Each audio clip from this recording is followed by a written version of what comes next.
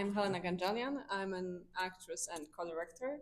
And I'm Bartosz Szpak. I'm co-director of Glover's Summer and also composed the score. Fabulous. Well, you did great work. You should be very proud.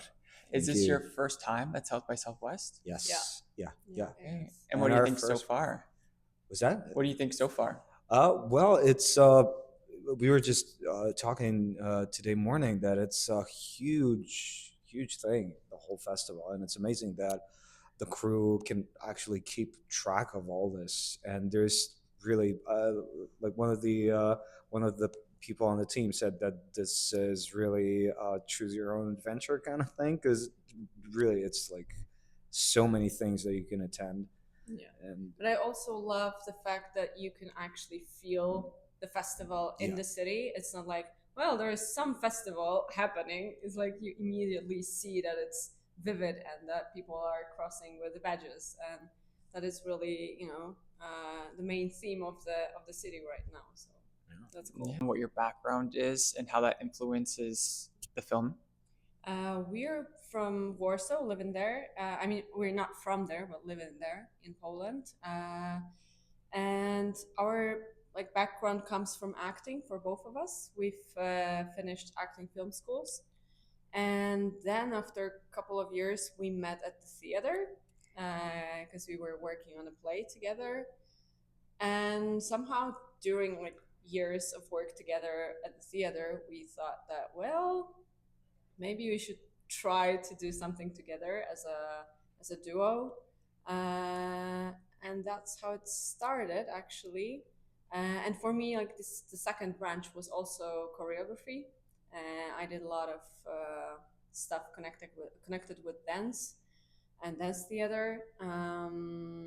So yeah, all of those things kind of combined within our work as a directors. Yeah, and the project itself originated as a theater play a couple of years ago, and then and sort of evolved into this thing that it is right now, and basically we started.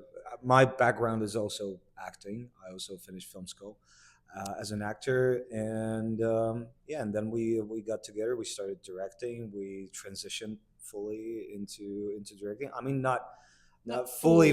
Helena is also part of the cast of the film. So yeah, that's the origin story. Yeah, that's awesome. I love that.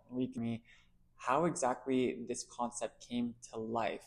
Maybe you can explain a little bit of what the film is about for those who aren't familiar with the premise. Right. So the basic premise of the film is that these three women live in this Renaissance palace, and everything is taken care of. They get food, they get wellness affirmations all day, and it's all sunny and safe, at least at the surface. And then the question arises: is that enough? And doesn't the real human nature, is there a need for fuller experience of life, and experiencing also the bad things and confronting them? Long story short, I'd say it's a film about one of the themes is overcoming fear, overcoming anxiety, and the fear of the unknown, something that's behind the wall, and daring yourself to cross that wall. And for me, it was really important. Living last years in Poland was kind of hard in terms of war that was happening next to us in Ukraine. So we sort of felt that that there is this kind of a danger outside. Let's say outside, because it was right next to us. And with Glorious Summer, we kind of feel that tension as well, that they have this the safe zone that is taking care of them, but then the bad things happen next to them, and how can they live in that bubble having all of that stuff going going at the same time next to them. So is it possible to kind of detach from that, or or you also need to perceive it in a way. And we're not saying if one is right or wrong, because the system that the system within the world of Glorious Summer is a system that also has some some legit answers. Like for example, the overstimulation that we experience today, like the influx of all the bad information. Like we really are subjected to a lot of it, and so taking some of it away to actually stay healthier is not necessarily a bad thing. It's just that we try to explore where it goes wrong if it's taken to extremes, and can turn into something that actually takes away your freedom or your choice of what you want to experience or no.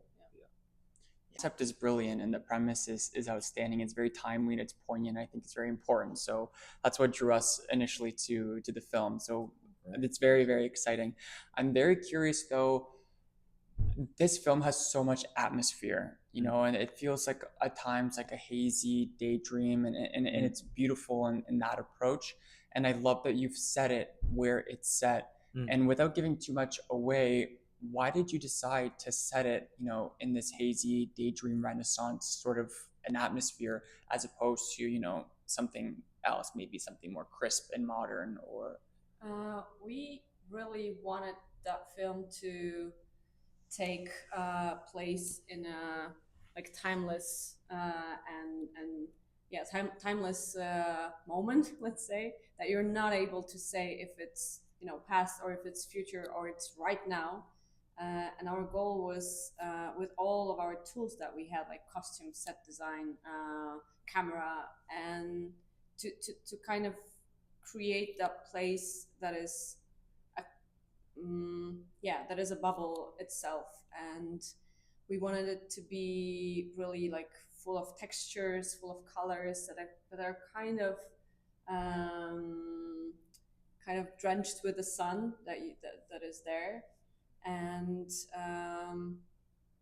what, you want to say something? Well, and no, do I? No. It's and also the palace itself is a ready-made location. Like our budget was tight, and we were looking for something that had this instant look in most of its rooms. Stuff that we just had to add a little of set design, like some furniture and other things to make it look good. And we were actually shooting a music video back there, and like a couple of years ago, and and then we sort of had this idea to maybe use this location for the film, because it really does the job of using minimal. It looks like a place you want to be. Like you want to go there and have your vacation there, and we wanted that place to be tempting for the viewer. Yeah. Well, you did a great job, because the moment I saw it, I was like, I would love to vacation there. I'd love a nice little pool day there. That's the trick.